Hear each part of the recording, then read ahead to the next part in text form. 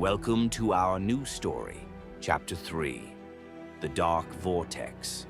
Author, Charles Pendelton. Bobby followed the two cats down another set of dusty stairs until they came to a dark and dingy one-room dwelling.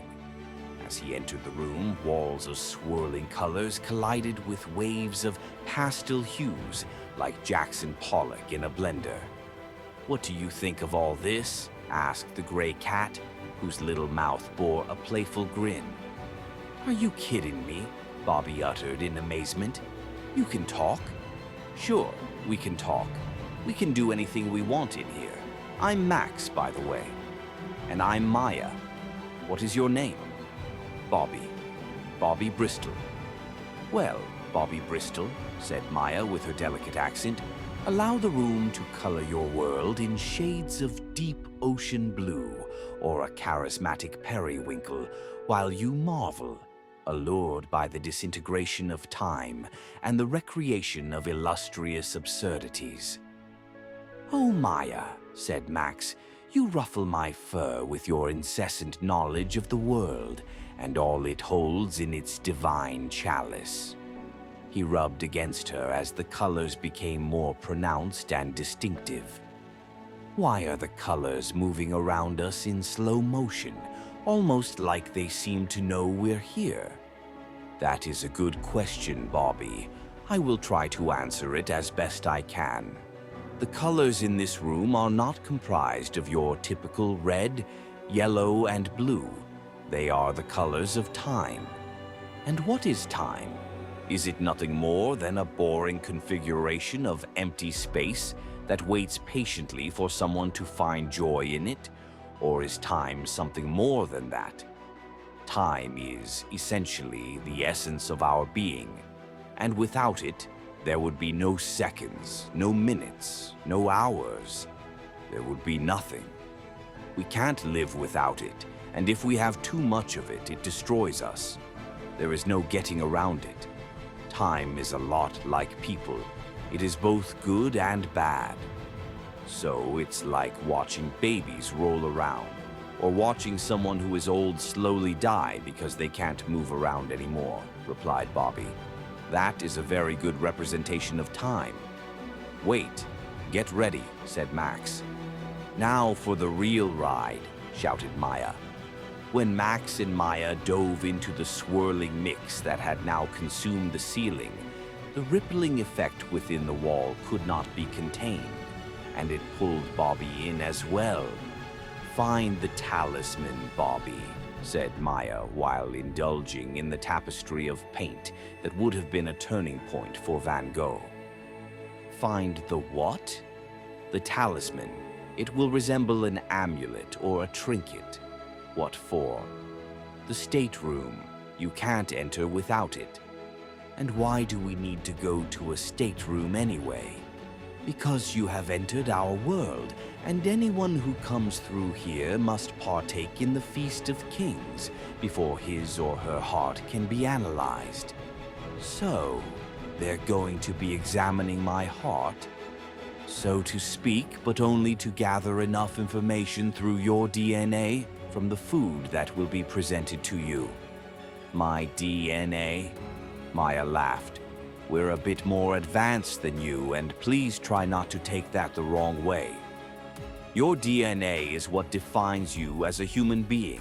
It is your own individualistic composition that comprises the very makeup of who you are. I'm not offended by your statement, 'Hey, how do I know these words?'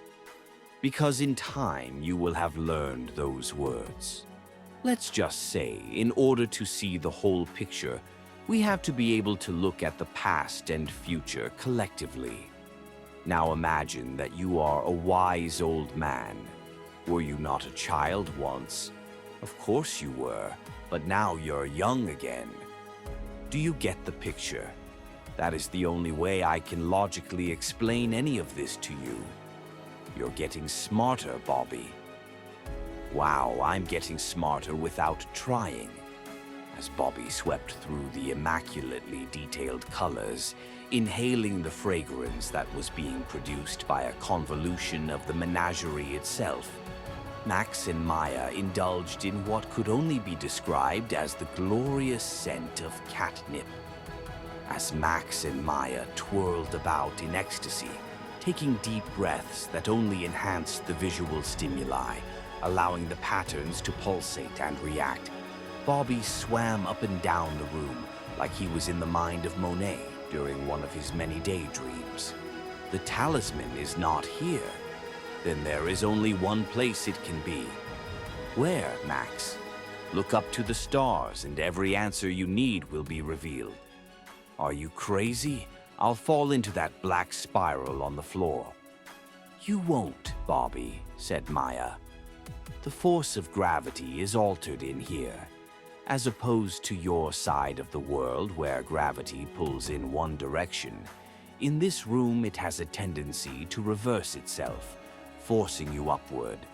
And besides, if you were to fall into the Dark Vortex, you would awaken in the chair by the door, and then you'd have to start over again. To read the full story, click on the link in our description below or message us. Subscribe to the channel and stay with us, replied Bobby.